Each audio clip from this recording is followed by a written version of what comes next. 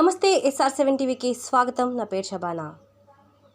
భద్రాద్రి రామయ్యను దర్శించుకున్న భద్రాద్రి కొత్తగూడెం జిల్లా ఎస్పీ రోహిత్ రాజ్. భద్రాచలం శ్రీ సీతారామచంద్ర స్వామి వారిని దర్శించుకున్న భద్రాద్రి కొత్తగూడెం జిల్లా ఎస్పీ రోహిత్ రాజ్ కుటుంబ సభ్యులు. వారికి ఆలయ కార్యనిర్వహణ అధికారి రమాదేవి ఘన స్వాగతం పలికారు. ఆలయ ప్రధాన అర్చకులు ప్రత్యేక పూజలు నిర్వహించారు.